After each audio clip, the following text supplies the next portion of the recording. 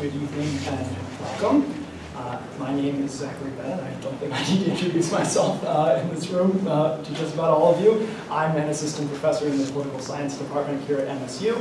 On behalf of my colleagues at the FRAC Forum on Science, Reason, and Modern Democracy, it's my pleasure and honor to introduce our speaker this evening, Dr. Shilo Brooks.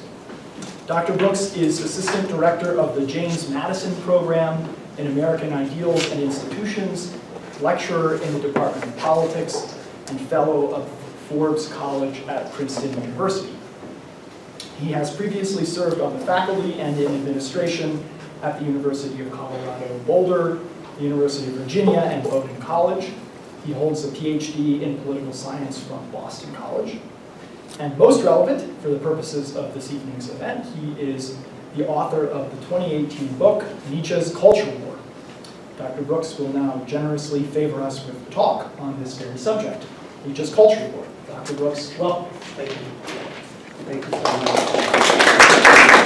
Thanks for having me. I never really realized how many friends I have here until I get here. Like, I didn't expect to see Ben. Ben and I were roommates. And then I see Professor Zimman, and he taught me 12 years ago at her talk program. And I get to meet you and Tobin and others. So I'm grateful to you, and I can't decide if I'm sorry or happy Dustin's not here. And I'm going to reveal that Dustin used to be a Nietzschean. I don't know if y'all knew that. You don't get here from me.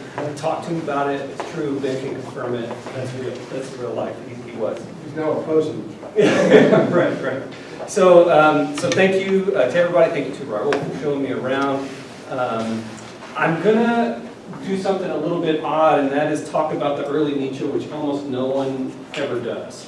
And so my talk is going to be a little bit of a combination between philosophy and intellectual history.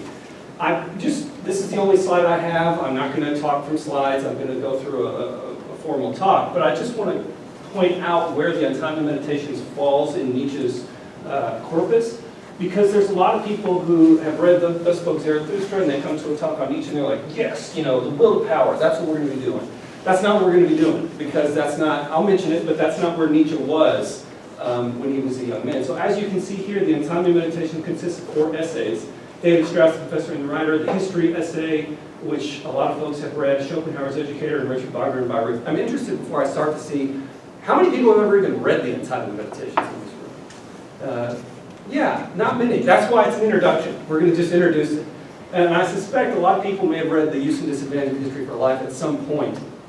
But David Strauss, the professor and the writer, probably 1 or 0 of you. So I'm going to talk through some of these more obscure things, and so you might recognize the Nietzsche that I'm going to talk about, but he might not be the Nietzsche you know, and my goal is to prove to you that he's the Nietzsche you know. Just not yet, but he will be, and you can see that in this set of 4 essays. And what I'm going to do is use his autobiography, Ecce Homo, and some of his letters and personal writings as my guides for showing you that this book is arguably the most important for him in terms of getting to know his starting point. Not his most important book, but it's where he, I think, thinks that his thought begins. Oddly, not at the birth of tragedy, which I'll discuss in my talk. So, and I'm grateful for you for your invitation for a second reason, and that is I've been doing a lot of work on the late Nietzsche recently, and this gave me occasion to return to the early Nietzsche, which I haven't done in a long time. And so it was really wonderful to write up this talk and to think through these things again. And it strikes me as odd too, the early Nietzsche, even though because of my head's in the late Nietzsche. So we'll get to that, and we can talk for about maybe 45, 50 minutes, and then have questions, and I'm eager to hear from you and eager to speak. So let me start. So Nietzsche, scholars, like every other species of scholars that you know, we don't agree about anything. I mean, it's really unbelievable. And we don't just disagree about minor things in Nietzsche scholarship. We often sound as though we were reading books by 2 different authors, or 2 different diametrically opposed Nietzsches, right? So you'll get people who will say, Nietzsche was a fascist, one scholar will claim, and then the next one will say, no, he was a liberal, right? And then someone will say, well, the eternal return, that's meant literally, he really believed that.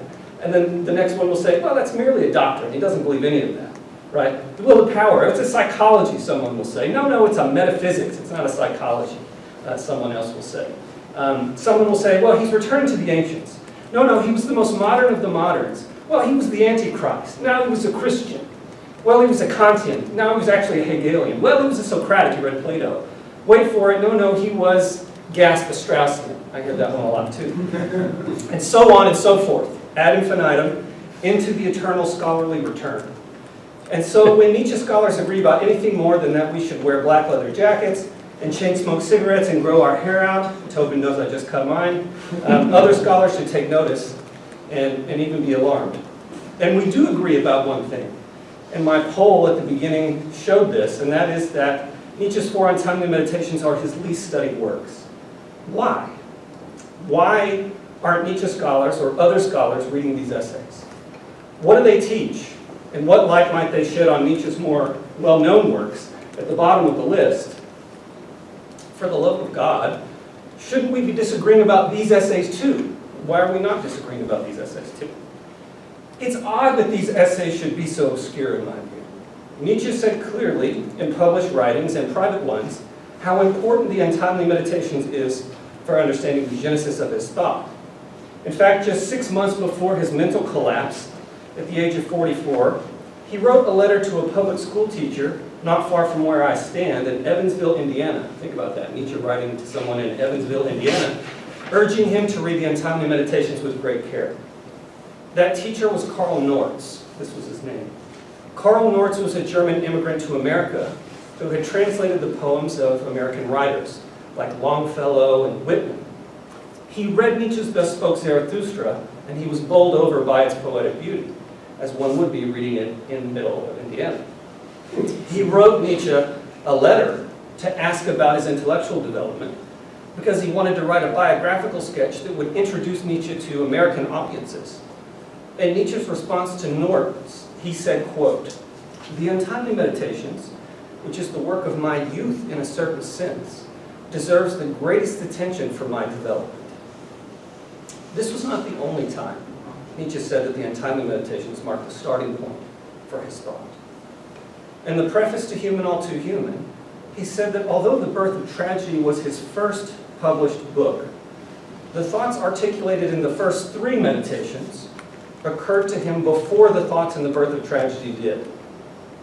The Untimely Meditations, he said, should be, and this is his word, backdated to an earlier time in his life. They were conceived when he was a doctoral student in classical philology, made sick by the thought of becoming a scholar, and worried sick about the impoverished state of German culture. I take his remark about the need to backdate the Meditations to mean that he thought it was, in a certain sense, his first book, his intellectual starting point, even though it was committed to paper after The Birth of Tragedy. Now, if we fast forward to a moment past his first books to his last ones, with which more people are familiar, we find that his last books also carve out a special and personal place for the Meditations. In his late autobiography entitled Ecce Homo, Nietzsche says that his meditation titled Schopenhauer's Educator and the one titled Richard Wagner and Bayreuth were not about the men named in their titles. Instead, they were about, you guessed it, Friedrich Nietzsche. He says, quote, "Looking back from a certain distance upon the conditions to which these essays bear witness, I do not wish to deny that at bottom they speak only of me. The essay Richard Wagner in Bayreuth is a vision of my future, while in Schopenhauer's Educator, my innermost history, my becoming, is inscribed. At bottom, it is admittedly not Schopenhauer's Educator that speaks here, but his opposite, Nietzsche as educator. Moreover," he continues, "in all psychologically decisive places in the essay on Wagner, I alone am discussed, and one need not hesitate to put down my name or the word Zarathustra where the text has the word Wagner." These remarks suggest that the Untimely Meditations, and especially the last 2, are more than Nietzsche's first writings, and more than his most neglected ones. They contain both his personal history somehow and his visionary future. They somehow relate the genealogy of a man whose philosophy revolved around the intensely personal question of how he became what he was. The Meditations shout, Ecce homo, behold the man, even more loudly than Nietzsche's autobiography, Ecce homo, does. So given his claim that the Meditations are indispensable for making sense of his development, my aim in the remainder of this lecture will be to introduce you to them and to explain why he thought they were so important. To do this, I'm going to argue that the four Meditations must be read as a unified philosophic narrative and not as four unrelated essays. The significance Nietzsche attributes to the book remains mysterious unless each one is considered as a continuation of its predecessor and a preparation for its sequel. I'll argue that when the Meditations are read as a unity, they present Nietzsche's earliest attempt to diagnose and cure the spiritual ailments of the modern West through the activity of a new kind of philosophy. If you've read any of his later books, you know that each of them shapes and sharpens this task for which he is now well known.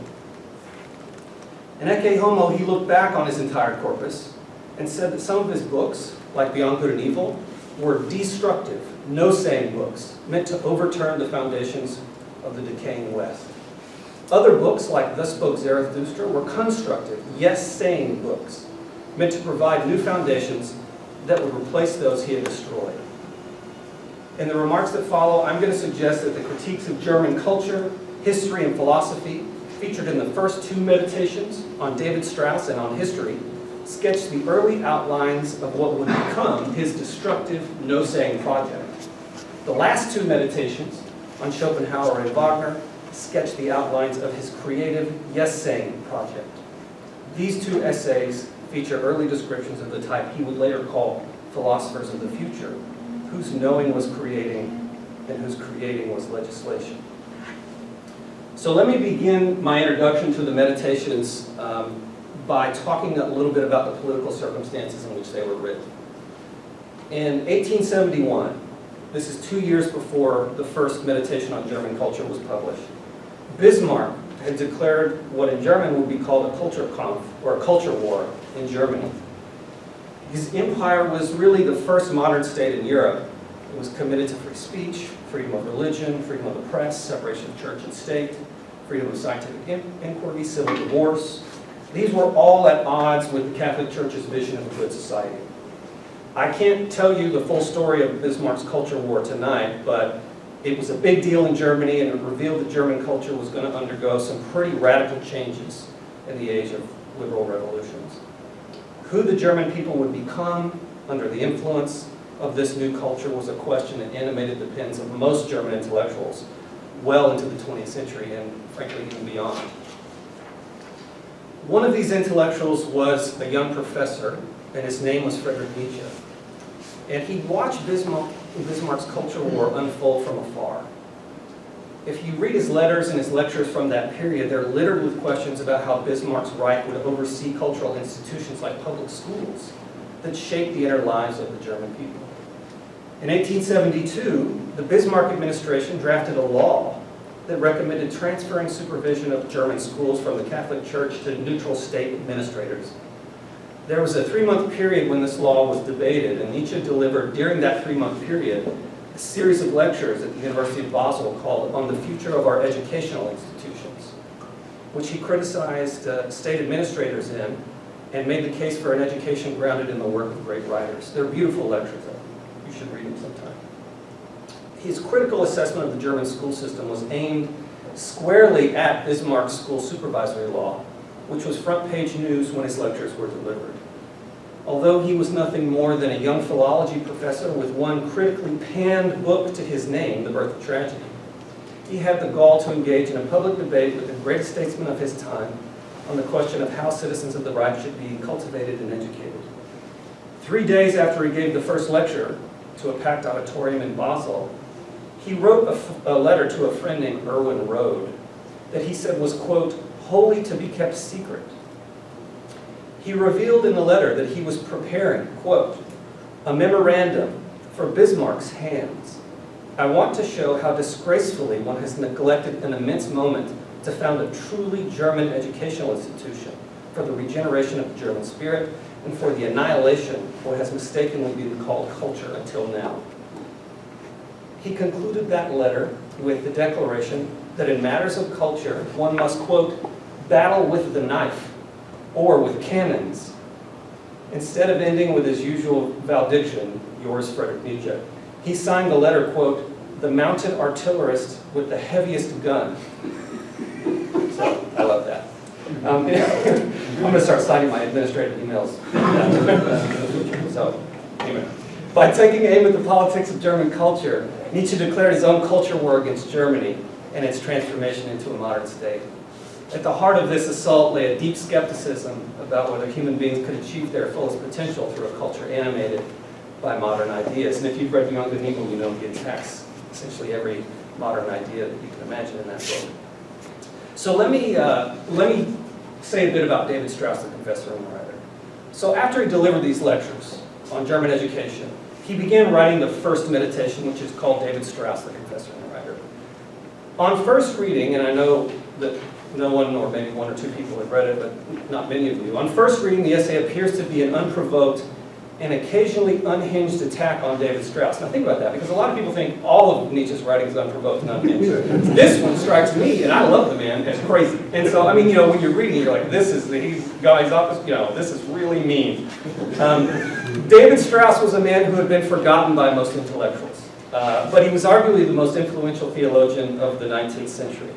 So I'm going to be saying the word Strauss a lot, and you're going to have to disassociate that from the one you want to think about, and don't let me trigger you. I'm not talking about your Strauss, I'm talking about his Strauss. So he's a very influential theologian. And the first on time and meditation is certainly the least read and least studied of the four, I suspect because it was written about this obscure figure, and it was composed with a vehemence bordering on vitriol that the man in the title doesn't appear to merit. 15 years after publishing it, though, Nietzsche clarified his reasons for writing it with such heat. He says in Ecce Homo that his purpose was not to attack the man named in the title, just as he says the essays on Schopenhauer and Wagner were not about the men in those titles either. He said instead that his intention in the Strauss essay was, quote, merely to avail myself of the person David Strauss as a strong magnifying glass that allows one to make visible a more general but creeping and elusive crisis, end quote. It turns out that the subject of David Strauss was not David Strauss at all, but rather the coming crisis of modern culture that was epitomized by Strauss and his teachings. The essay takes the form of the most cruel and unforgiving academic book review that you've ever read in your life. Imagine if Nietzsche reviewed your academic book. I mean, think about that for a minute. How would that feel? That's what he did for Strauss. The question posed in this book, it was Strauss's last book, which I'll mention another one of his in a moment, but his last book, the question posed in that last book, which was titled, by the way, The Old and New Faith. These questions, and I'm going to talk about them in a moment, but they were addressed to the German bourgeois who had begun to doubt the authority of Christianity under the influence of Bismarck and Darwin. So that's Strauss's audience. He's speaking to these Germans who are secularizing.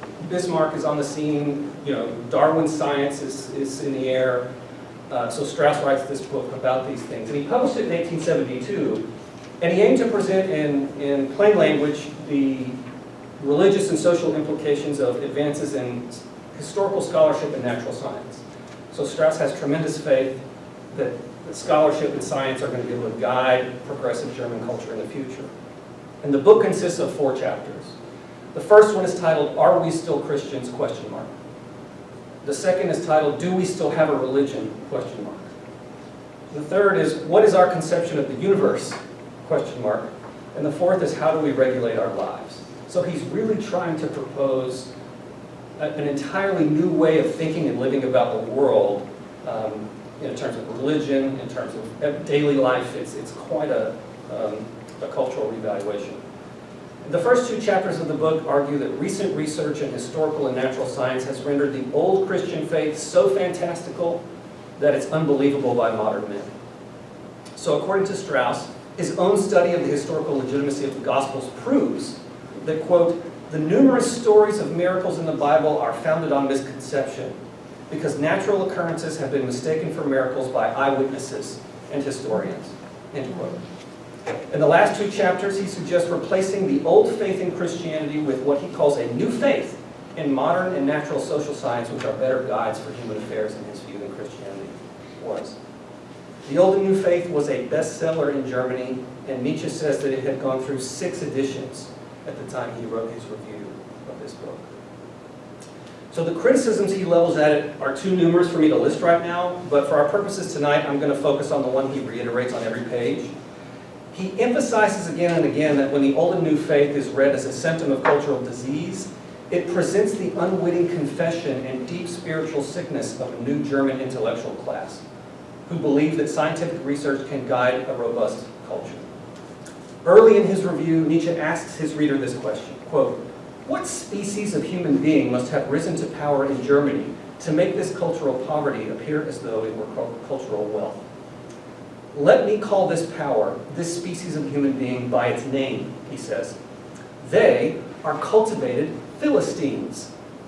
Nietzsche proceeds to declare that the Old and New Faith is the new instruction manual for German cultural Philistinism, and he crowns David Strauss, quote, "the Philistine chieftain." So the Philistine type described in the first Untimely Meditation and attributed to David Strauss is the closest approximation in the young Nietzsche's writings to what the older one famously called the last man and thus spoke Zarathustra. At least I hope we start to put these things together. These Philistines are symbols of a coming cultural and spiritual crisis in Germany, for which David Strauss was merely the most articulate advocate. Their most distinctive personal feature is that they, quote, this is from Nietzsche, "fancy themselves to be sons of the muses and cultured people in an incomprehensible delusion." Similarly, Zarathustra says that the most distinctive personal feature of last men is that they, quote, "have something of which they are proud, called culture," in quotation marks, which is really culture's opposite. So just as the last man takes pride in his anti-culture, the cultivated Philistine is proud of modern culture, even though it's high culture's antithesis. Later in the essay, Nietzsche says that a real culture reflects what he calls, quote, "a unity of artistic style that manifests itself in the expressions of life of a people." That's a lot. We can talk about that at the end. A unity of artistic style that manifests itself in the expressions of life of a people. You could think of the ancient Greeks or the Renaissance Italians in their respective cultural blooms as you try to think through what he means by a genuine culture. The hallmark of modern Philistine culture, on the other hand, is its disunity, its immediacy, and its cheapness. Culture no longer aims to introduce our ignorant minds to the highest human artifacts, but rather to cram our ignorant minds with as many artifacts and commercials, etc., as possible, without regard for their quality.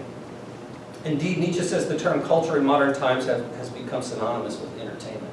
This was in the 19th century. Think about it now. How many people think Netflix is culture?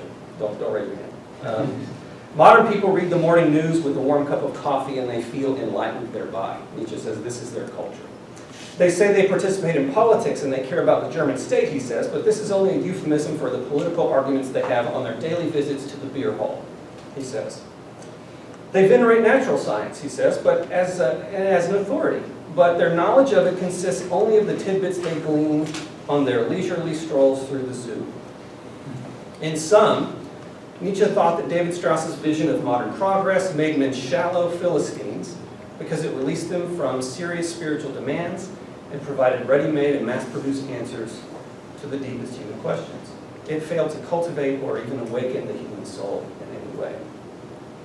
Strauss's zeal for this new direction in German culture led Nietzsche to condemn him as, quote, and here's where the worst book review you've ever read comes in, he condemns Strauss as, quote, "an unintelligent fanatic who does not stimulate, does not elevate, and who yet holds out the prospect of being the guiding light of our lives," end quote.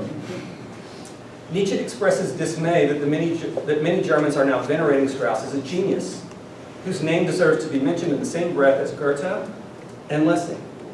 He says, quote, "absolutely no spirit would speak in the manner Strauss does, least of all a true genius. When I suppose that young men might be able to endure, indeed even treasure Strauss's book, then I abandon in despair my hopes for their future." End quote. Nietzsche's reasons for criticizing Strauss are a little easier to understand when we consider some of his early notebook entries, where he sketched plans for a never-written book that was going to be called "The Philosopher as Cultural Physician." One notebook entry examines the way geniuses shape people, including, quote, saying that what must be shown is the way in which the entire life of a people reflects in an unclear and confused manner the image offered by their highest geniuses. Another notebook entry says, quote, imitation is the means employed by all culture to inculcate certain types of behavior, end quote. It argues that human types are created when geniuses of a people are imitated by everyone else. These and other early entries from the 1870s show the young Nietzsche developing a method for shaping culture in which geniuses use their lives and works to project a spiritual ideal that shapes a people, similar perhaps to what he would do years later, and thus spoke Zarathustra. Now, I'll say more about the way geniuses shape culture in a minute in my remarks on Schopenhauer and Wagner. For now, it suffices to observe that Nietzsche thought Strauss was dangerous because Germans had mistaken him for a genius who might steward their cultural future. I think the questions we're left with after we read David Strauss, the professor and the writer, are what broader spiritual trends in Germany made Strauss and his cultivated Philistinism so popular and so appealing? I think Nietzsche has to answer those questions. He's wondering about that. And what would a truly great genius look like who could harness the power of imitation, as Nietzsche had said, for purposes of cultural vitality instead of cultural decline, as Strauss had done? So for answer to these questions, I think we have to turn to the remaining meditations on history, Schopenhauer, and Wagner. So let me turn to the essay on history, which is the one most widely read. My reading of it is somewhat unconventional. So after publishing his essay on Strauss, you can see it was in 1873, he publishes The Use and Disadvantage of History for Life in 1874. This follows the essay on Strauss, I think, for two reasons. First, it traces the intellectual sources of cultivated Philistinism to German historicism. So the Philistines and David Strauss, the professor and the writer, are springing up because of certain movements in history, which I'll talk more about.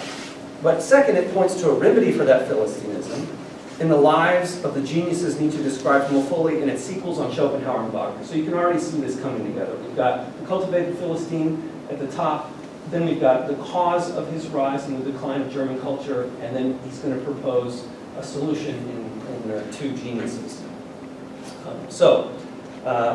The Untimely Meditation on History is certainly the most widely read of the four.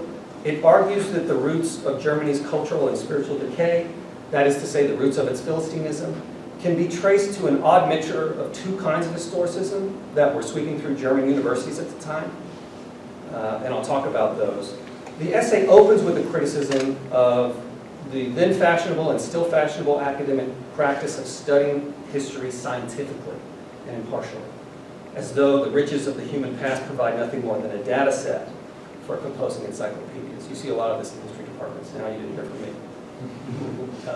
Nietzsche announces that his criticism of scientific history will be perceived by most readers as unfashionable because, quote, I attempt to understand something in which our age justifiably takes pride, namely, its historical education as a detriment, an infirmity, and a deficiency of the age.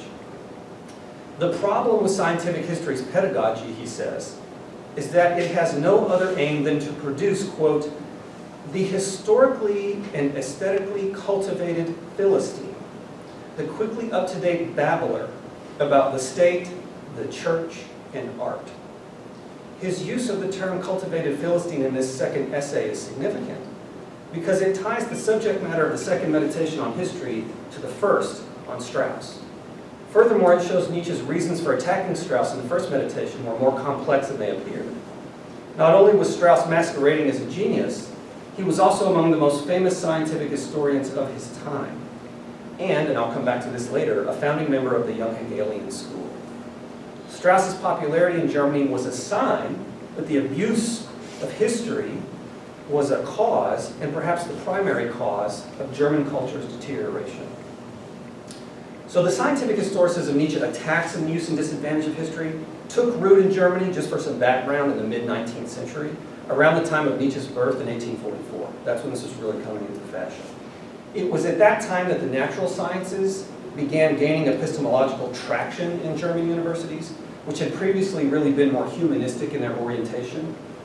And the discipline of history was once sort of the focal point of university curricula, but it lost its sense of purpose as these universities became increasingly scientific. And of course, the German university is now what the American university is modeled on, and I need not talk to you about the scientism of the American university. So there were famous European historians at the time. You can think of Barthold Niebuhr, Leopold von Ranke. You may have never heard of these names. Henry Thomas Buckle, Johann Droysen. These are the historians who responded to the rise of the natural sciences by attempting to turn history into a science in its own right, whose rigor would mirror that of its hard scientific counterparts. And there was disagreement among these people about what exactly the new science of history should look like, but there was a broad consensus that it should aim to uncover historical facts through methodological processes that were similar to the scientific method, that history needed a scientific method. This was a far cry from the more artistic and philosophic historical methods of, say, Thucydides or Herodotus. It's a wholly different situation.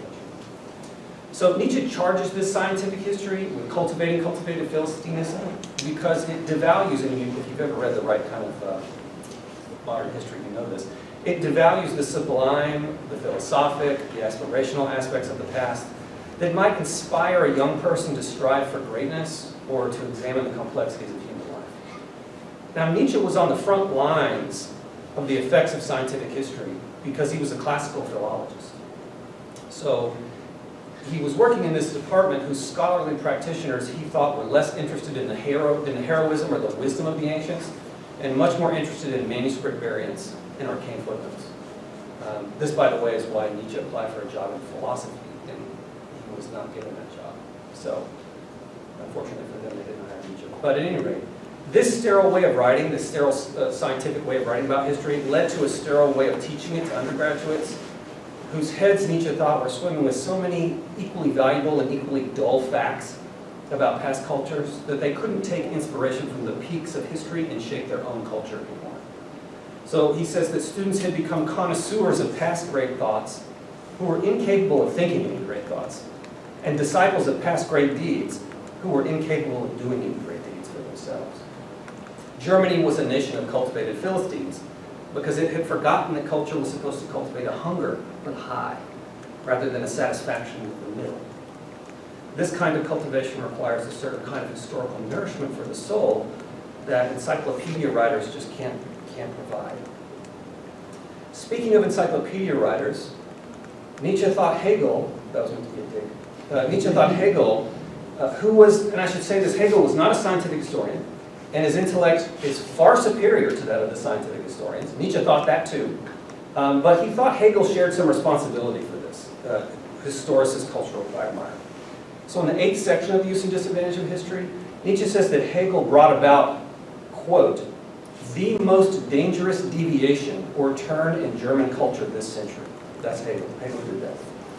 Hegel's claim that human spiritual development had reached its peak in the mid-1800s meant that the bourgeois culture Nietzsche despised was for Hegel the crowning achievement of a millennia-long world historic process. He thought Hegel's philosophy encouraged Philistinism because Hegel's declaration at the end of history implied that the mediocre German youth were, quote, the true meaning and final purpose of all previous historical events, end quote. Since there were no longer any goals for German youth to strive for at the end of history, a culture that cultivated striving was no longer needed. The great spiritual battles of humankind had been fought, and the struggles of past epochs had been undertaken for the reward of spiritual peace and quiet. The cultural wealth of the Greeks and the Romans could be marveled at, but not recreated by the cultivated Philistines at the end of history. So Hegel, in Nietzsche's understanding, would have us believe. His criticisms of this cocktail of scientific and Hegelian history opened the way for him to propose an alternative approach to history. And this is the most widely read part of the essay, that enhances human life instead of diminishing it. It's important for me to emphasize here that Nietzsche does not attempt to vanquish German historicism, but rather to rehabilitate it so that a historically informed culture can promote human flourishing instead of decline. So in the Use and Disadvantage of History, he famously proposes 3 new ways of writing and reading history meant to counteract the scientific and Hegelian ways. These are, and you will know this if you've read it, the monumental, the antiquarian, and the critical methods of history. Any culture that wishes to employ one of these 3 methods must first evaluate its own spiritual circumstances. and determine what's most appropriate. It's like medicine. You have to know what dosage and what type you need. Some cultures should apply monumental history, others antiquarian, and still others critical, depending on their particular situation. Nietzsche says, quote, "Each of these three types of history is valid only in one soil and in one climate, and at any other it will develop into the most devastating weed." So getting the choice of historical method right is really important, because the way a people records its history determines the way it takes stock of its own value and its future. You can think of the critical history of the New York Times 1619 project. That produces a very different valuation of America than, say, the venerative history of a Gordon Wood or a David McCullough. It matters how you record your history. So the first method of history Nietzsche describes is the monumental. And this one limits a people's historiography to great men and great events. And it channels their spiritual energies toward imitating and producing great men and great events. Monumental history is most useful in cultures that suffer from a lack of great people, because it displays images of past greatness to the youth and encourages them to strive for the heights. Nietzsche says that times that are bereft of great souls need monumental history to provide exemplars, teachers, comforters, who can show the mediocre youth of the present what excellence is. He adds that Polybius understood monumental history because he saw that histories of great political times were the best teachers of great statesmen. You can think of authors like Xenophon, Thucydides, Plutarch, Livy, Winston Churchill. These would all seem to qualify as monumental historians whose purpose was to teach in some way and inspire tomorrow's great souls. Since monumental histories are written to fill readers' hearts with ambitious longing, Nietzsche says that their authors have, quote, "no need for the absolute veracity that scientific historians aim for." In fact, a well-composed monumental history often presents the great men of the past in a more exemplary light than they probably really deserve. When the soul of historiography lies in the stimuli that readers can derive from it, then history consciously becomes distorted and often resembles purposefully fiction. Like all three of Nietzsche's methods of history, monumental can be used by people for good or abused to great disadvantage. It's abused when resentful writers parade great minds before ambitious youths, not in order to fill their souls with longing, but to belittle them into believing that the present could never produce the giants of old. So to show a person the Republic or a painting by Rembrandt to say, you can never do this, we can never do this. That's an abuse of monumental history. Despite that potential abuse, Nietzsche places tremendous confidence in monumental history's power to enhance cultures that need it. At one really important point in the essay, he says this to the German youth, just straight out to them, quote, "Immerse yourselves in the histories of great men and escape the paralyzing education spell cast on the present age. Satisfy your souls by reading Plutarch and dare to believe in yourselves by believing in his heroes. With 100 such unmodernly educated human beings as you, the entire noisy sham culture of this age could be silenced once and for all." Discerning readers of this second meditation will observe that monumental history is the only one Nietzsche explicitly recommends to the Germans of his time. Apparently, German culture's Philistinism, its historical scientism, and its Hegelianism are cultural maladies that monumental history is in a unique position to cure. So if one type of history can remedy the defects of another, then the question is, what is the type of history that's been misused in Germany and that would show why Nietzsche thinks monumental history is an appropriate remedy? And I think it's not by chance that he describes the antiquarian method immediately after the monumental.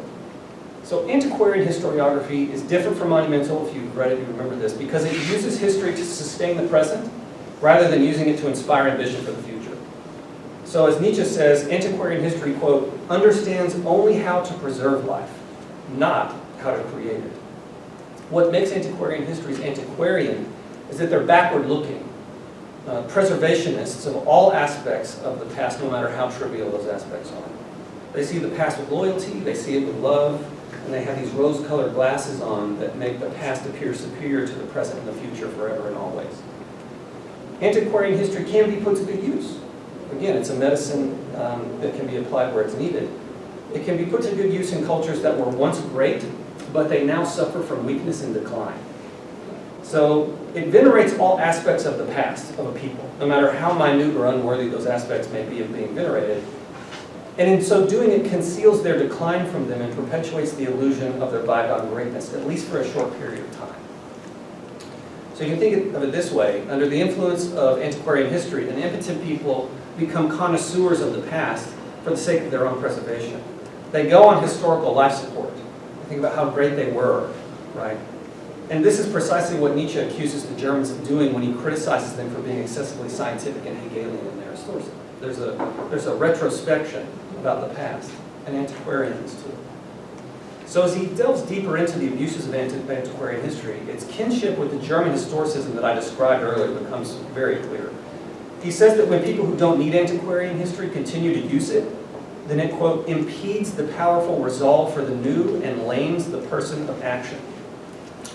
Recall that his primary criticism of scientific history, and especially Hegelianism, were that they impede longing for the new and inhibit people of action by, in Hegel's case, declaring the end of history. He says that people who abuse antiquarian history are in danger of contracting a disease. This disease is one that we all have. It's called the disease of scholarly habit.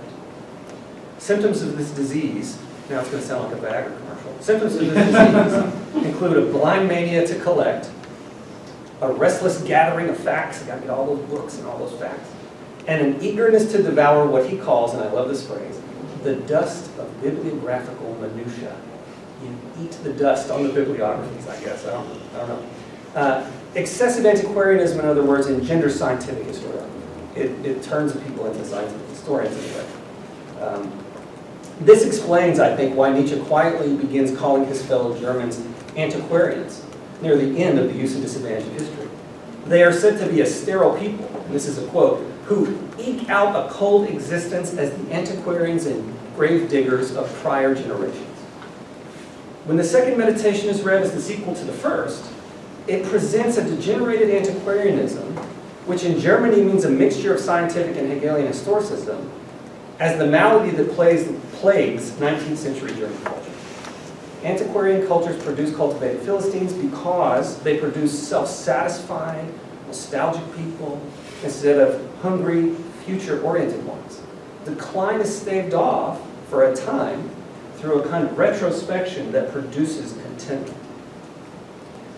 But when antiquarian culture becomes so blind that its own shortcomings, that it can't justify itself anymore, so it becomes so blind that it can't even see its own flaws and it begins to deteriorate.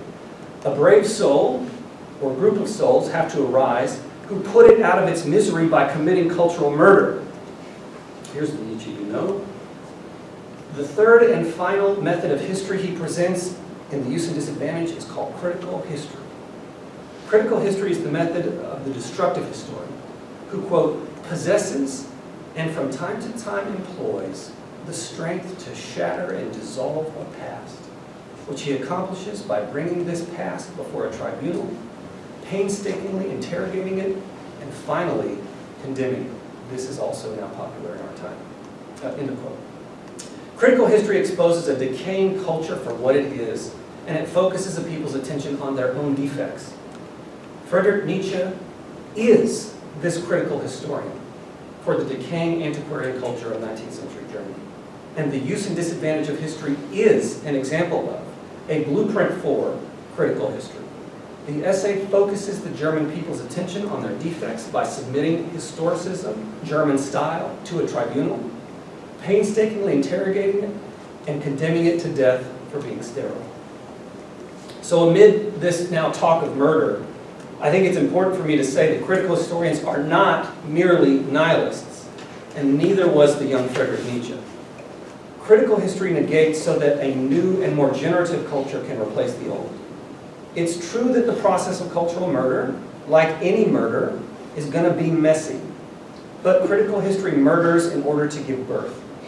As Nietzsche puts it, critical historians clear the way for, quote, a new habit, a new instinct, a second nature, so that the first nature of a people withers away. This remark is stunning, I think, for its anti-teleology. It suggests that new natures can be created by applying new cultural and spiritual pressures to a people. Humanity is malleable. Human nature is as historical as history itself. This explains, I think, why at the climax of The Use and Disadvantage of History, Nietzsche declares that, quote, history must solve the problem of history. What he seems to mean is that historical thinking is the only remedy for the spiritual ailments that historical thinking causes. Historicism remains the primary mode of cultural orientation for Nietzsche, even in an essay devoted to explaining the dangers of historicism. The Philistine human nature, created by the spiritual pressures of scientific and Hegelian history, can be improved by mastering culture's power to shape human nature using history. Nietzsche's three methods of history provide instructions for seeing the cultural cycles of life that shape the development of humankind and its culture. Monumental history cultivates human nature anew by inspiring men to reach beyond their perceived limits. Antiquarian history preserves an instantiation of nature until it becomes conscious of its own staleness. Then critical history comes along and destroys a culture and the nature that it cultivated, so that a new culture with a new nature can replace the old and begin the cycle again. German culture is situated in the decaying antiquarian moment of this cycle. So you have a monumental moment where there's great men and deeds. You have an antiquarian moment of decline where the great men and deeds are preserved because the present is really not as great. That decline continues, and then you get a critical cycle where the whole thing is torn up and it starts over again. And German culture is right in the middle. It's in the decaying antiquarian moment. There were great Germans at one point. There's this preservation and backward-lookingness. And now Nietzsche's critical history comes along to accelerate the death and rebirth of this cultural cycle. And he seems to think that once his criticism has done its work, new monumental histories are going to be required that present new ideals of human greatness, whose imitation can propel human nature forward again. Nietzsche's purpose in the third and fourth meditations on Schopenhauer and Wagner is to write monumental histories that depict typologies of genius whose works and lives can serve as a starting point for a new culture and a new nature. In this respect, Schopenhauer and Wagner play the role of the anti-David Strauss, or anti-David Strausses in the Untimely Meditations. So I would say this about these two. Like all monumental histories, the third and fourth meditations present their subjects as teachers and exemplars for an era that lacks great human types. So Nietzsche approaches these two men as exemplars and great men.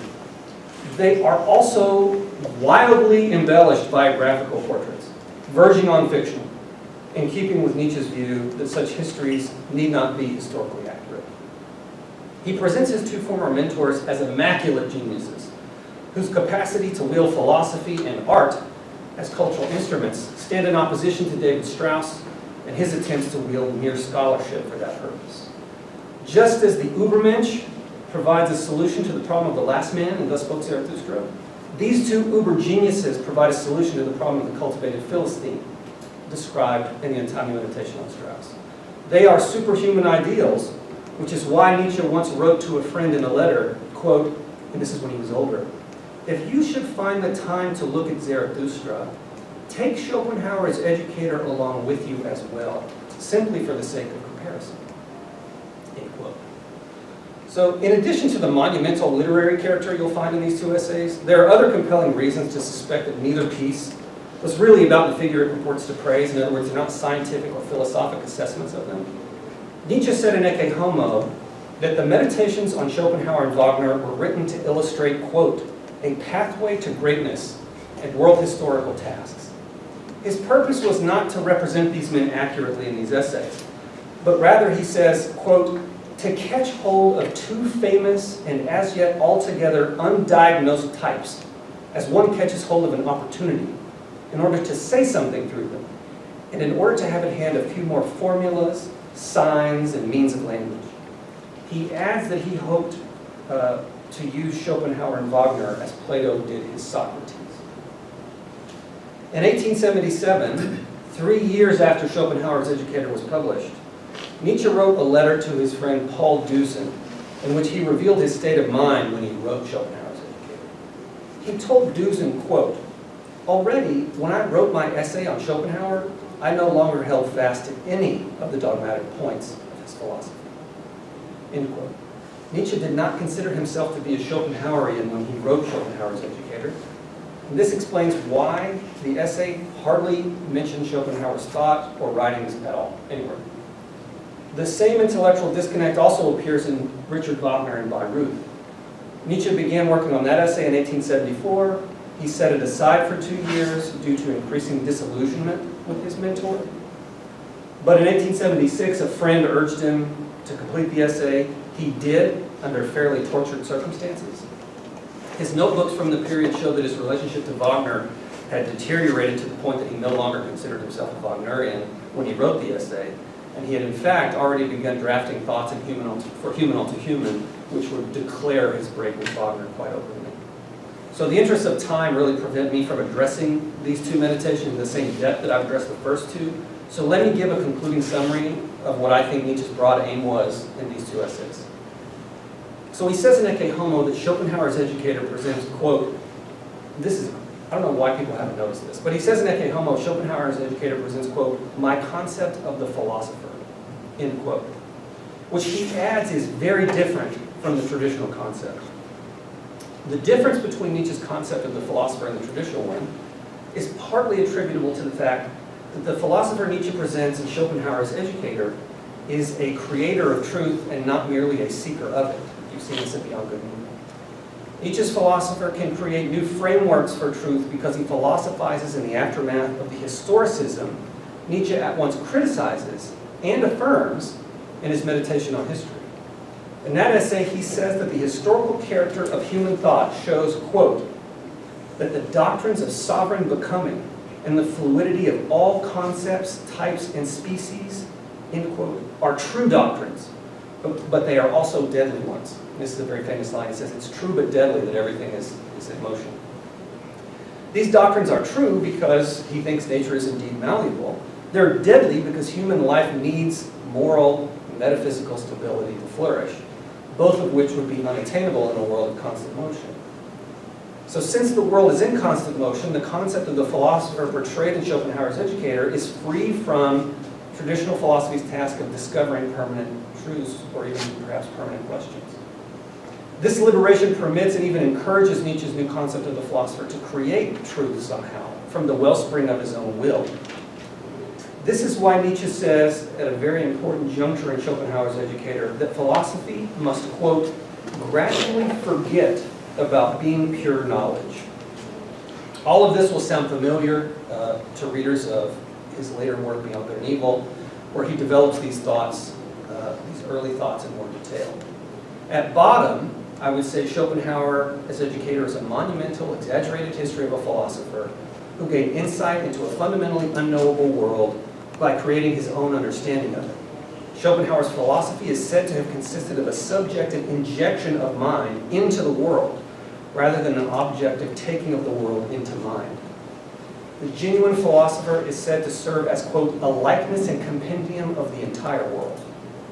Again, this line should sound familiar to readers of Beyond Good and Evil, where Nietzsche declares that philosophy is, quote, the most spiritual will to power, to the creation of the world, end quote. In that book, his philosophers of the future are called, and this is very interesting, he calls the philosophers of the future in Beyond Good and Evil, quote, Caesarean breeders and powerful men of culture who reach for the future with creative hands because their knowing is creating and their creating is legislation. So let me move now for a moment to Wagner and Bayreuth, which I think is a fitting sequel to Schopenhauer's Educator because it elaborates the creative aspect of the Nietzschean philosopher whose capacities far surpass those of a man like David Strauss. The essay on Wagner is exaggerated, and it too takes the form of a monumental history rather than, something that's trying to accurately portray the life of the man. At a crucial point in the essay, Nietzsche calls Wagner a philosopher. This is odd. And argues that Wagner employs images to philosophize instead of concepts. The Ring of the Nibelung is said to be, quote, an immense system of thought without the conceptual form of thought, end quote. I would say even or especially poetry can be philosophy in Nietzsche's new scheme. Wagner is a philosopher not because he thinks rationally, but rather because he possesses what Nietzsche calls, quote, that most powerful strength, the ability to consolidate and connect. to pull together the most distant threads of human experience into a coherent world. This powerful strength is attributed to Wagner, and I suspect that it's the early precursor to Nietzsche's later doctrine of the will of power, which he would not formally name for another decade. Throughout Wagner, the Wagner essay, he emphasizes that Wagner is consumed by what Nietzsche calls a ruling passion and a tyrannical desire, which animate Wagner's entire being and provide the impetus for his recreation of the image of the world through image. The tyrannical desire is compared to, quote, a violent will that seeks out all paths, crevices, and ravines to bring itself to light and desires power. Now, mind you, this was 1876, well before the term will to power appears in his philosophy. When Wagner focuses his violent will into an opera, Nietzsche says that history, quote, becomes malleable clay in his hands. Then he suddenly has a different relationship with it than the scholar does, one that closely resembles the relationship of the Greeks to myth, the relationship one has to things one shapes and poeticizes, end quote. Richard Wagner in Bayreuth is the monumental history of a genius who was himself a creator of mythical monumental histories. The essay urges men of capacity to imitate an idealized Wagner as they strive to create the monumental histories Germany now needs. Nietzsche's embellished portrait of Wagner is a fitting conclusion to the Meditations because it mixes the artistic history described in the second meditation with the truth-creating aspect of the philosopher described in the third to produce an image of a genius capable of supplanting the pseudo-genius David Strauss described in the first. Now, I began my talk this evening by claiming that the Untimely Meditations were important to Nietzsche because they are, in an indirect sense, the first autobiography of a man for whom philosophy was synonymous with autobiography. I cited as evidence his assertions in Ecce Homo that Schopenhauer's Educator contains, quote, my innermost history, my becoming, and that Richard Wagner in Bayreuth contains, quote, a vision of my future in which all decisive traits of my nature are projected into Wagner's. So in a letter Nietzsche wrote to a friend, 12 years after the final Untimely Meditation was published, and 1 year, just 1 year before his mental collapse, he said the following, quote, the two essays on Schopenhauer and Richard Wagner are, as it seems to me now, confessions about myself. Above all, they are avowals to myself, rather than real psychological accounts of those two masters, end quote. Nietzsche did not fully realize it at the time he wrote the Untimely Meditations, but he later came to understand that they described the philosopher, poet, culture destroyer, and culture creator that the young Friedrich Nietzsche would soon become. He was the solution to the cultural problem he presented in the Untimely Meditations. He was the shaper of culture he longed for but could not find. And in hindsight, no philosopher has shaped contemporary Western culture more than Friedrich Nietzsche. The Untimely Meditations were so personally and philosophically important to him because they are the keys to his own self-understanding and the blueprints for all that he would go on to be and to write. Thank you.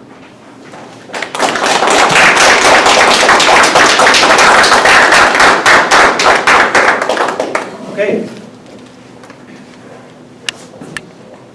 Thank you.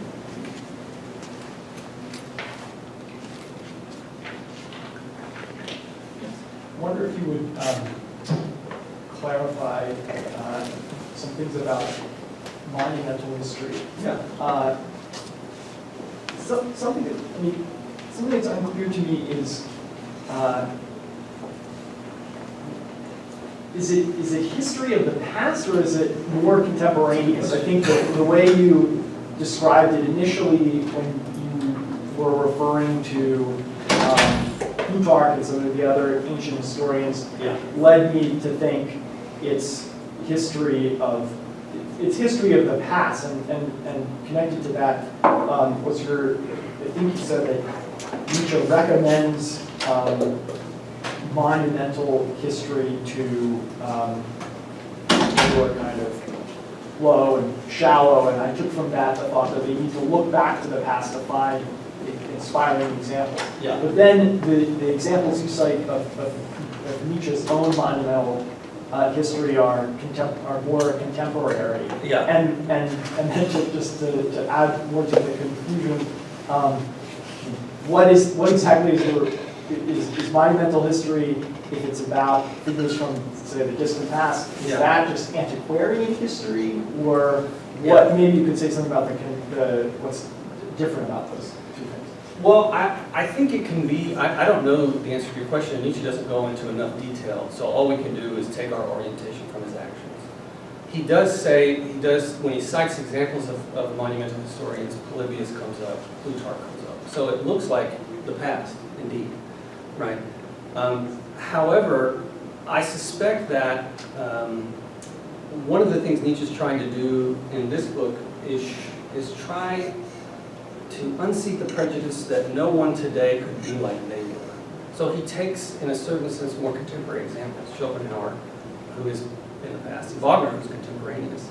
And I suspect, as I said, it pained him to take Wagner. I don't think he was not a fan of Wagner at the time. On the other hand, and I'll get back to your question in a moment, but I think he saw Wagner broke Nietzsche's heart. And the reason was that Wagner was the only man of capacity Nietzsche felt he ever met and got close to, who was similar to him in his entire life. He met Jakob Burckhardt and people like that. And so there's this odd reverence for Wagner that persists, this love-hate relationship that persists through all of Nietzsche's writings. But I don't think that that monumental history necessarily has to be written about people in the past any more than we can't erect a monument to President Biden tomorrow or something of that nature. My suspicion is that whatever you need to inspire is fair game, and that the point of monumental history and what differentiates it from antiquarian is not that it makes use of the past, but the disposition with which it looks at the past. So they're both going to look at the past. Antiquarian is going to preserve and say, aren't we great, this is who we were. Monumental, as Nietzsche sketches it, is going to take the approach of orienting itself by way of the past insofar as it says, weren't they great, be like them, you can do it, and be like them tomorrow. Whereas an antiquarian history seems to have no component of encouragement to it or this sort of thing. So that's my only view. I think I take my place on the map from him, and he uses both ancient folks, contemporary folks, and things of that nature. And I suspect, I've not been asked this question before, but I suspect it would be, in a certain way, more difficult, as you put it, I think it's implied in your question, to write monumental history about people in the present. Largely because their flaws are apparent to us more. They're not legends or something like this yet, you know what I mean? And so you do need a kind of afterglow where you sort of forget that they murdered a lot of, whatever the case may be. And the interesting thing is Schopenhauer and Wagner's essays both have that afterglow, even though the men are still alive. Like the Wagner essay is ludicrous with respect to its just fawning praise of the man, and Nietzsche, I think, knew that. So I think he was sort of, papering over all of these things to try to show what a monumental history of Wagner might look like in 100 years or something of that nature. But that's the only answer that I have to your question. Is that satisfying? It doesn't satisfy me all that much. Well, it's helpful. I'll just ask a quick follow-up. Is another difference that's relevant to this that in the case of antiquarian history, it says you have some kind of a cultural connection, you in the present, to the people who are being described. And is it the case with monumental, that connection isn't necessary? You're human, and that's the connection. That's nice. It could be, the ancient Greeks and you're a German in the 19th century. Yeah, that seems true to me. Although I can see ways in which antiquarian history would also be, I can read Thucydides and it can inspire me to go be Alcibiades or something of that nature. So I don't know that it's perfectly maps on. Mm-hmm. But the take-home point here, at least my answer to your question, is that what matters is not the material that you work up into the sculpture. It's the attitude that you approach the working up of the sculpture with. And that's true for critical history too. It's the same material that antiquarian would be working with. It's just saying this is all junk. You see what I mean, or something of that nature. And you see that in our own time, quite obviously. Did you have? Yeah, we give that, when you were quoting the Wagner essay, we talk about for Wagner, history becoming malleable clay in his hand. Yeah. Where it's almost a redefinition of history, or Yeah. it's no longer history as poetry, it become almost synonymous with mythology or poetry. Yeah. And so I guess my question is, did Nietzsche ever, break away from the yoke of history, ever? Because, maybe at the end of the day, if we can just, history is no longer history, but simply mythology, why not just give up history so you can, you don't need to worry about all the flaws that could be coming up, things like that. There is no, even in the monumental, you're talking about how the problem with like writing monumental history for contemporary people is that the flaws are apparent to us. Yeah. And why would Nietzsche ever think about just creating pure mythology with no regard to history? He did. Thus spoke Zarathustra. I mean, it takes this form. Zarathustra has these animals, they apparently talk. He flies at one point, or someone sees him flying. I mean, it's a difference. So yes, I think Nietzsche is, in his younger years, I think he's looking at this as a kind of promising way of revivifying German culture. And I think as he ages, of course, it's made more mature, it's made more nuanced, the edges are sharpened. But Thus Spoke Zarathustra, he explicitly sees this. He calls it the greatest book mankind has ever been given in Ecce Homo, and he has in mind that it replaces the Bible. And it's written in verse. It's not a prose book, it's written in verse, it rhymes. And so I suspect that Nietzsche does very much dabble in the notion of writing a kind of mythical history.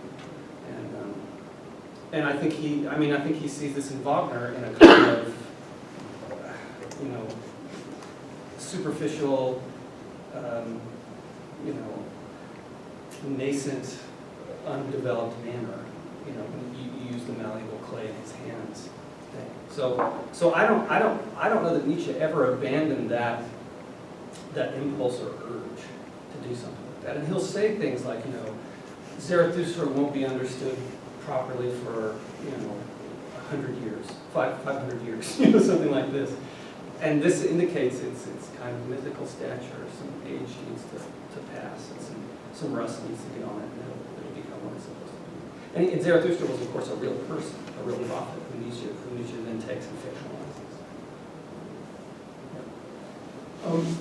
I guess this is in one sense, a follow-up to your question.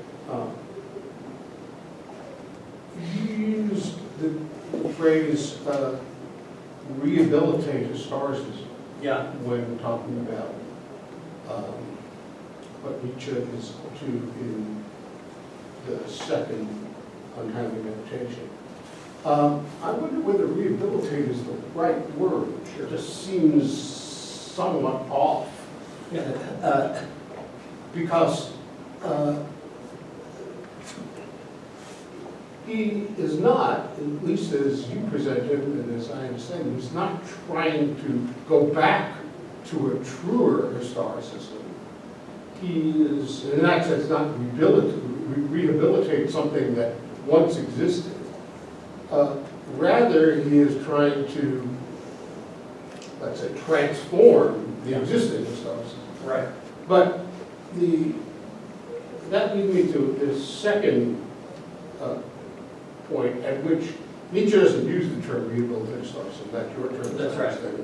But he does say, as you quote, that history must solve the problem of history. Yes. And I guess my simple question is whether you think that Nietzsche thought that in his mature work, he had, in fact, via history, understood in a certain way, solved the problem of history. But before I leave it at that, it seems to me that history, the term, or the phrase, history must solve the problem of history, can be understood in a multitude of ways. I can think of at least two. One is that a new kind of historicism is needed to solve the problem of history. Right. And that leads to the question of, that leads to the problem of, well, how can historicism solved the problem of historicism. Right. But another alternative is that the proper use of history or the proper use of historicism, not simply to create monumentalism, Right. but in some other way, can lead to the overcoming of historicism. Right. And I'm thinking of, now again, I'm not suggesting that Nietzsche, in fact, achieved that. Right. But I would suggest that there's some evidence that he aimed to achieve that. So that I'm thinking about terms like reintegrating man into nature. Right. Right. So I guess I ask you to really say something about what you think Nietzsche achieved and failed to achieve with respect to the need for history to overcome the problem of history. Yeah, I mean, I don't see in his later work, my own view, at least right now, is that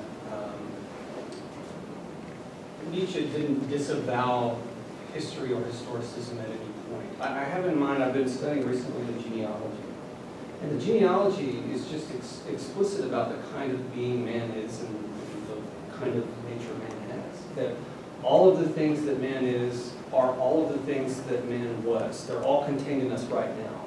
And the things which we can become are heretofore not determined. There are guardrails on what we can become because we can only become something like what we've been. There's not total free creation of the self. But just the very exercise of looking at the human being and at morality genealogically already indicates to me that Nietzsche is, in a certain way, just giving a more mature account of some of the things that I presented here in the genealogy. I do take your point about the part you mentioned, I believe it's in Beyond Good and Evil, this about reintegrating man into nature. What that means, I can't say, but I'm not willing to assign it the supremacy, that statement is sort of the supreme position of saying, well, Nietzsche had turned on historicism, or I think that statement is a complex one that can be interpreted in any variety of ways.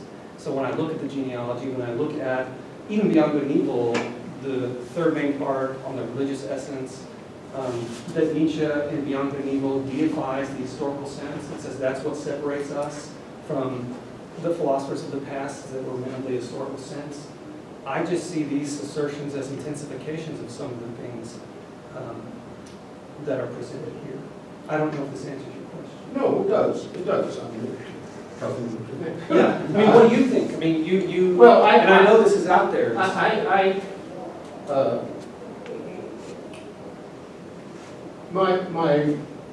I wouldn't say suspicion, but a hypothesis that I would work with, Yeah. and have worked with, is that you may very well be right, but that insofar as you are right, in other words, Nietzsche never overcomes historicism in that sense. But my hypothesis is that there are a number of things, not just that one sense. Yeah. There are a number of things in his mature thought that suggest a move that creativity isn't enough. Right. And that history isn't enough. Now, that's not to say that Nietzsche achieved what he may have either consciously or unconsciously been aiming for. I think it's very likely he didn't. But as Strauss suggests at one point, I think, the other Strauss, Yeah. insofar as he didn't, he's not true to himself. But it's inadequate to leave it at Nietzsche as historicist, even in the sense in which Strauss understands historicism in its radical Yeah. forms. Yeah. There's something that's too simplified a view of Nietzsche's mature thought. Yeah. I mean, one of the things that I'm trying to work through now and think through now that your question touches on, I mean, you used the phrase, you asked me, did Nietzsche overcome historicism or something? I need to find more evidence for my own thinking that Nietzsche wanted to overcome historicism. I mean, you know, this is out there. This is what he wanted.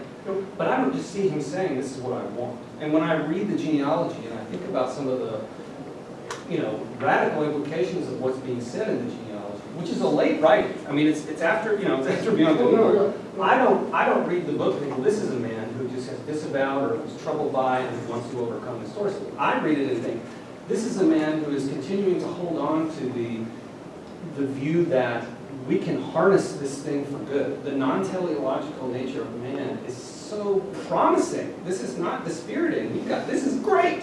You know what I mean? And so I see what you say, and I wrestle with what you say.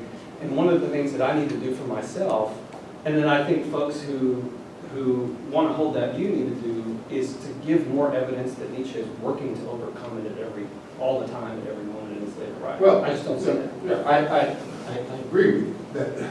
But let's take the genealogy, for example. So your phone Is deck? that me?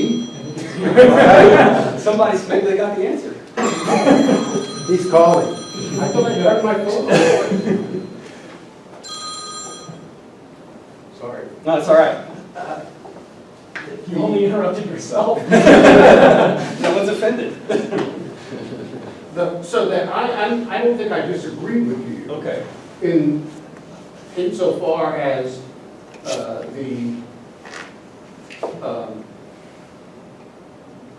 where the weight is in Zarathustra, Beyond Good and Evil, genealogy. I'm not so sure about Twilight of the Idols, but and the Antichrist. But the very formulation you use, that the discovery of, let's say, it's not just human malleability, it also seems to be nature's malleability. Yeah. It's all that. Makes possible something wonderful. Yeah.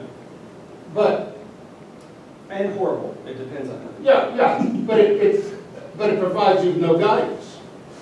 And the question is, what is the status of the guidance? Fair. Yeah. From Nietzsche's own point of view. And I think there is some evidence that Nietzsche is aware of that problem. I think so. And that when he talks about nature, you see that awareness. Yeah. And you also see what's problematic in his understanding of nature. Yeah.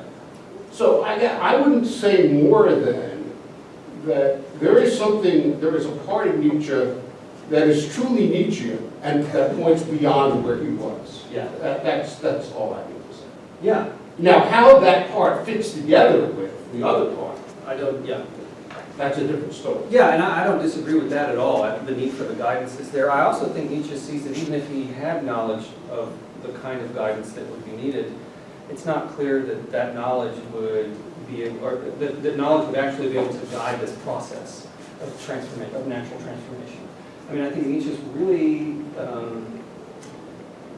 especially toward the end, really skeptical about how much control he has over the process of change, in a way that strikes me as scary, given what I see.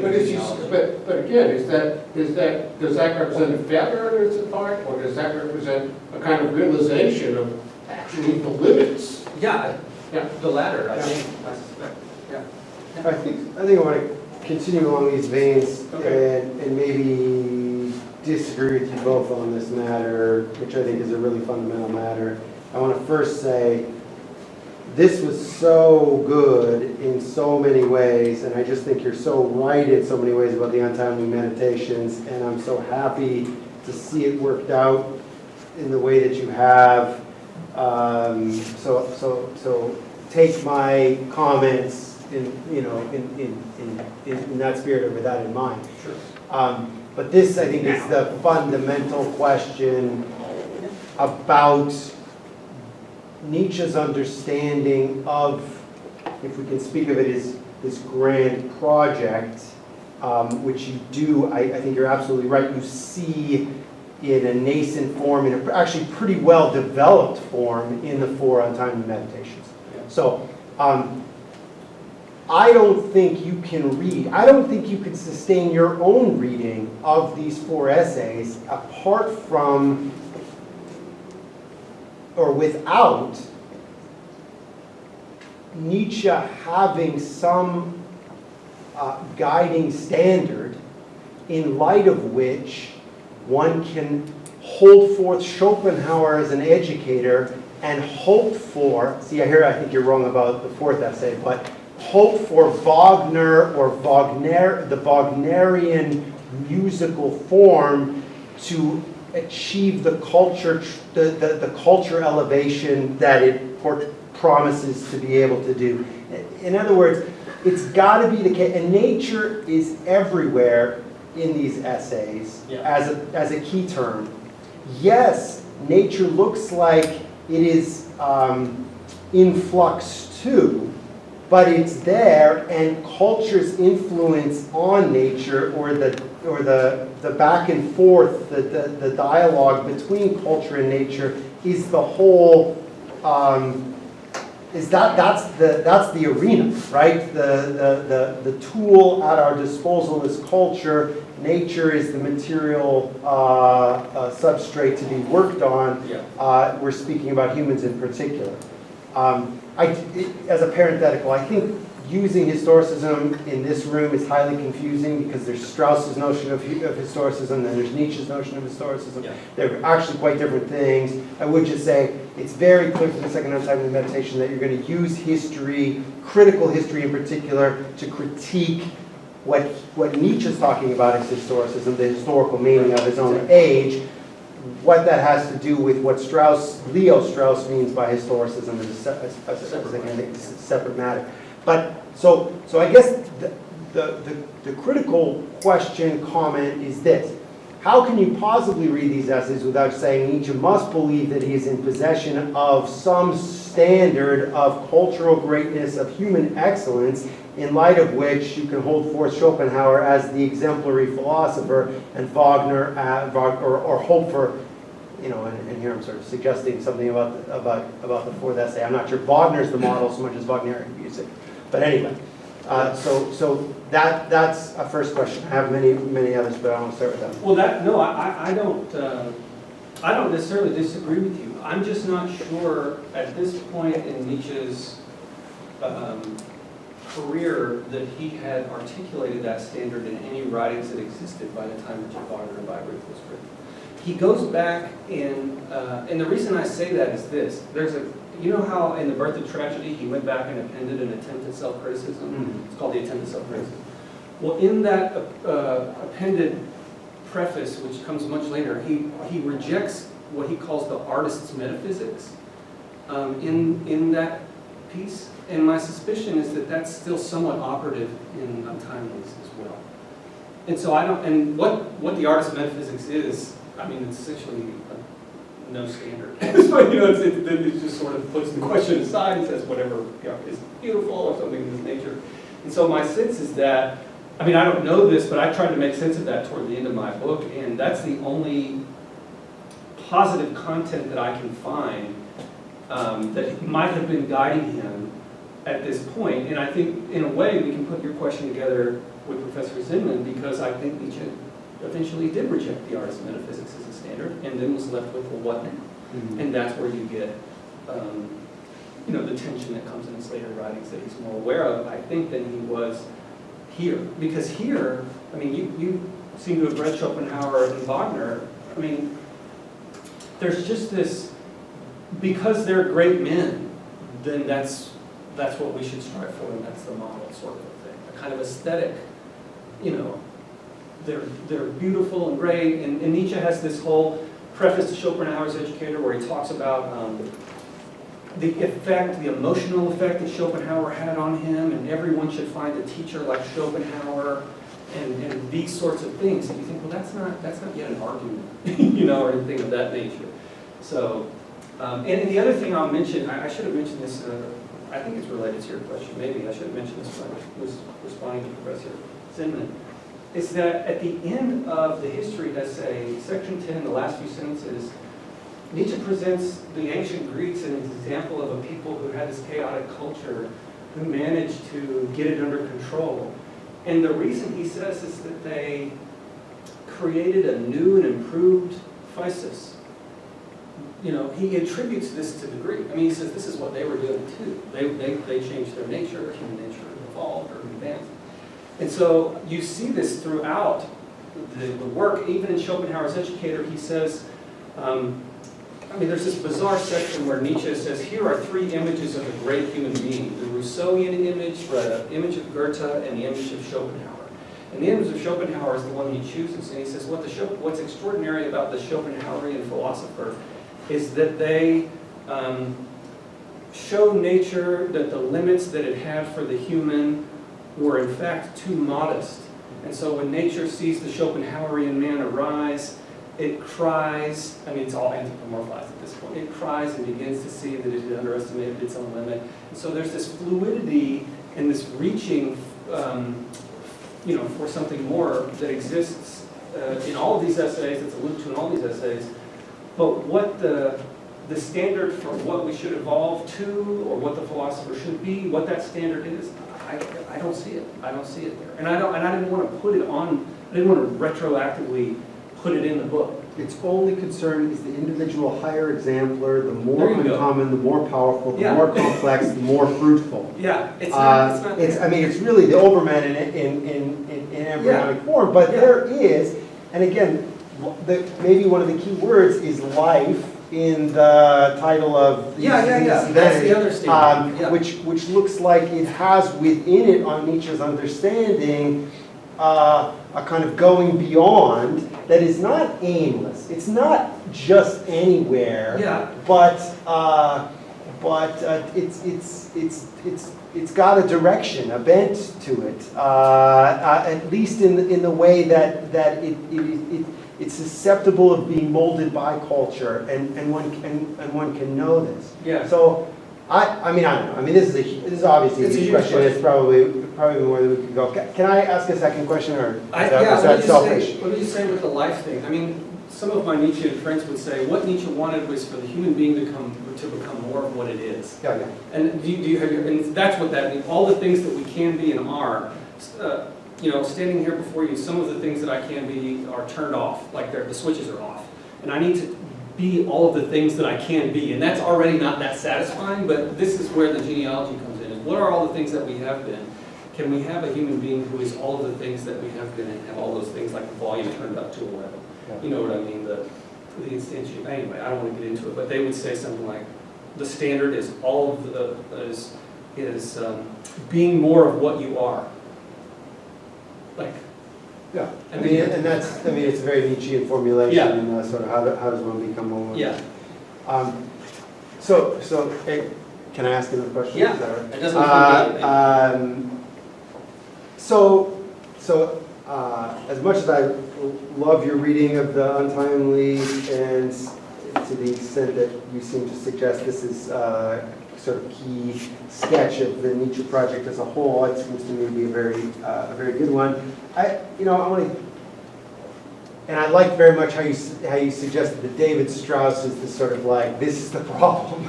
Yeah. Which strikes me as very good. How do you answer the question of Nietzsche, what I would say Nietzsche's absolute, utter, and spectacular failure? In the sense that everything that he spoke against and abhorred and sought with all his incredible powers to put an end to, all his visions for something more, better, and other, all his desire to see scientism and historicism, suppressed and put in the service once again of life in a higher culture, his call for a new renaissance, his call for a sort of renewed greatness. It's just all failed, and worse yet, his thought has been sort of powerfully influential in those currents in our culture that seem most intent on that never happening and those possibilities never coming to realization. So it's just, I mean, is there a more kind of pathetic or tragic figure in history of philosophy than Nietzsche in this respect? I think it depends on how you look at it. I mean, I don't want to be put in a position of defending Nietzsche's success or failure. I mean, I don't know whether I would prefer him to succeed or fail or what. Well, I just want to know, has he not been? I don't think Yeah, so. And the reason I don't think so is Nietzsche died 120 years ago. Nietzsche himself says, you know, this is a millennia-long task. It ain't tomorrow. 120 years is tomorrow. Think about how long Plato's been dead. I mean, Plato 120 years. I mean, what was he doing 120 years after he died? You know. So I would say I'm not going to defend Nietzsche, but I am going to say the story is not told yet.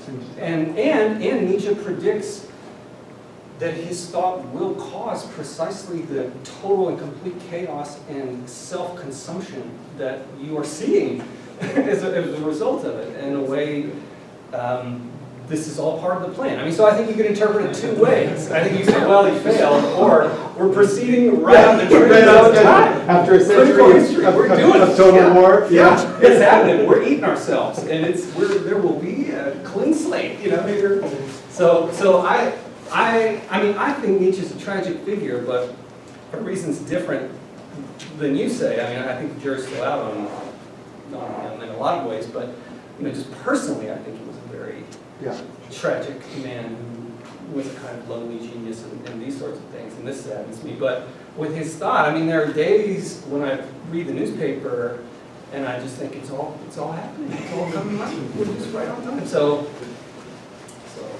I'm sorry you have to live through it. I should apologize to you for having to live through it. Yeah. Does anyone else? I don't want to. I'll come back to you. Okay. I guess I'm with Tobin on this. Yeah. Although I think Tobin is a romantic, so. Okay. It all makes sense to me now. We have to discount some of what he says. But I want to go back to, I really have a philological question. But before that, it seems to me that the phrase you quoted from the attempt at self-criticism, that Nietzsche rejected this artist metaphysics, which infuses, and infuses the great tragedy also, I believe.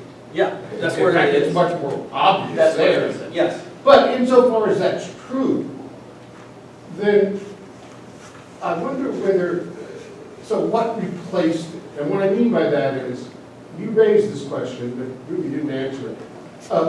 So that it's a mistake, it would be a mistake from this point of view, to move from what Nietzsche is attempting to do in Schopenhauer and in Wagner, to what he's attempting to do with Thus Spoke Thou. He can't be doing the same thing. He may be doing something like it. Yeah, but structurally, the blueprint. The content is different.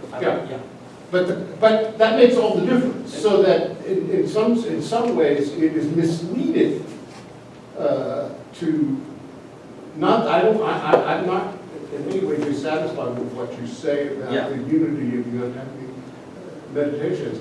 I just wonder whether you don't go too far in making use of the blueprint. Because what happens is he's not just filling out the blueprint. In some ways, he's changing the blueprint. Yes. I'll say this, if I go too far, he goes too far. And the reason is because I go too far because I follow him. And so, I mean, two things I'm following on this. The thing that got me onto this was, in Ecce Homo, I didn't quote this, but he, at the end of the, you know, most of the quotations I gave you from Ecce Homo on these two essays are from the section of why I write such good books. I'm going to tell you this. But he says there, at the end he says, looking back, you know, you can think of it this way. Schopenhauer and Wagner, or in one word, Nietzsche. And that's what got me thinking. He sees himself, and he talks about seeing himself in these two essays, And then when I found that letter that he writes to his friend saying, if you're going to check out Zarathustra, you should really take Schopenhauer along with you, Schopenhauer's Educator along with you. I thought, there's a chasm between Schopenhauer's Educator and those of Zarathustra. How can I make sense of that remark? And so that's the reason that I followed this thread out. So I agree with what you say, but I make my argument at his urging. Yeah, well, I think there's a difference between saying, take Schopenhauer along. For comparison, that's what For comparison, Yeah. and saying, what I'm doing in Schopenhauer tells you what I'm doing in Zarathustra. Or where he says in Ecce Homo, you could insert the name Zarathustra in every instance of your Wagner essay. Yeah. Well, anyway, the philological question. You make a very powerful case for understanding the four untimely identifications as you. Yeah. I think that's very persuasive. But Nietzsche had elaborate plans. Yeah. 13. For other There were going to be 13. meditations. Yeah. And he abandons them. Yeah. And I just ask the sort of simple question.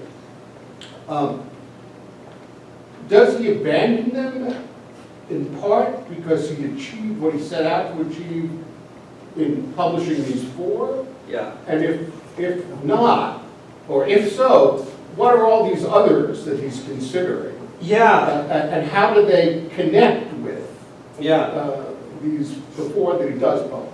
So this is a complicated question. I mean, I can't see inside of his soul, but there are, you're right, lists in his notebooks of as many as, I believe, 13 meditations. There's the one that was going to follow, that he worked on. In fact, we have some of it, was called We Philologists. Yeah. And that he tore all that up. And my suspicion is this, though. Not only when Nietzsche abandoned the untimely meditations did he abandon the untimely meditations, he totally transformed how he was going to write books from then on out. You get Human to Human, a book of aphorisms. What? I mean, this man has written a kind of scholarly essays in the birth of tragedy, and now these essays, and now he's coming out with a book of aphorisms, some of which are 1 sentence long. And so I think that Nietzsche was undergoing, my own suspicion is Nietzsche was undergoing tremendous intellectual turmoil at this time because it coincides with a break from Wagner. It coincides with him turning 35, which is when he retired from the professorship at the University of Basel due to health problems and lived off a pension and poverty for the rest of his life. And so I think that when Nietzsche turns on the untimely meditations, he's in a way turning on all that Nietzsche was and becoming who Nietzsche is going to be. And so my sense is that when he's writing the Wagner, again, this is just conjecture from what I've written of his letters, and what I've read of his letters and his personal thoughts in his notebooks, is that he's just trying to sort of salvage the project, like put a bow on the project or something. His friend asked him, would you write this? You should really finish it at the Bayreuth Festival. He says, I don't want to do it. He does it. And so my sense is that he's trying to tie it up. I mean, the other option, though, is this, that Nietzsche just broke it off, that he just wrote the Wagner essay, broke it off, and moved on. But the older Nietzsche in Ecce Homo, I mean, part of what his whole mode of operation is to be grateful for everything that he was. And so he retrospectively interprets these things, retrospectively tries to make sense of how they were part of how he became who he was in a way that's yes-saying instead of regretful. The other odd thing about the untimelies, which I don't know, and I don't have a place in my interpretation for this because I don't even mention it because I don't know the answer. Nietzsche appended all of his works with prefaces after they were written, not the untimely stuff. It's the only one that didn't get a new preface. But it's also, toward the end of his life, the one that he directs, once he sort of starts to blow up, toward the end of his life, people write and say, who are you, or should I look at you, directs them here. I can't make sense of that. So I'm trying to, in a way, answer your question by saying, how did he judge the book? He didn't give it a preface, he did all the others. He didn't finish it, he did all the others. It came at a time of great, intellectual and personal transformation and turmoil. I can't make sense of it. Well, one possibility, again, I can't cite chapter and verse on this, is he may have come to see his maturity at age 44, 43, whatever. Yeah, 44. He may have come to see precisely what you saw. Yeah. That it would be foolish for most people to start with Zarathustra. Yeah. It make a lot of sense for many people to start with the untimely medications. Yes. And because they do, in a way, as you suggest, prefigure the mature Nietzsche in all sorts of ways, but not in every way. That's right, not in every way. And as I think you just said, I mean, retrospectively, he could say to himself, in all honesty, you could substitute Nietzsche for Wagner, knowing that that's an exaggeration. It's not completely untrue, but it's an exaggeration. Yeah, sure. But it's a useful It is very exaggeration. useful. Yeah, It's an example of monumentalism. Yeah, right. And the same is true of Schopenhauer's Educator, where he says you could just read it Nietzsche's Educator. You put Sure. Nietzsche's name. And of course, Schopenhauer's Educator is about a young person who is completely lost and finds a philosopher and is transformed by this person. And so I suspect that Nietzsche sees himself now as that man who he was not when he wrote the essay, but he says, I've finally become what Schopenhauer was for me, and I will be that for you. Read the essay, put my name in, and that will be you. And especially it might make sense, given the fact that at this point in Nietzsche's life, Nietzsche has no readers. No readers, yeah. David Strauss was the most widely read during his lifetime, because people make new books. But yeah, he has no readers. And the other thing to mention with respect to your question is that Wagner put him on to Strauss. Wagner and Strauss engaged in a public feud, and Wagner said, why don't you go savage this guy? And Nietzsche did. But I think, in a way, I think that was instructive for Nietzsche, right? Because on the one hand, he's Wagner's minion. On the other hand, I suspect when Nietzsche's reading the things Strauss says, this is where Nietzsche begins to formulate his criticism of modernity wholesale and the kind of people modern people are. And so he says that Strauss is a confessor. This is amazing. This whole idiot is confessing his impoverished soul. I've never looked at these people, and then he takes off. So I don't mean to say Strauss. Thank you very much for your remarks. I really enjoyed being on there a lot. I wanted to ask you a little bit about your remark about the cultural Philistinism that Nietzsche talks about, and sort of the nascent idea of the last man. More or less, yeah. Yeah. Do you think?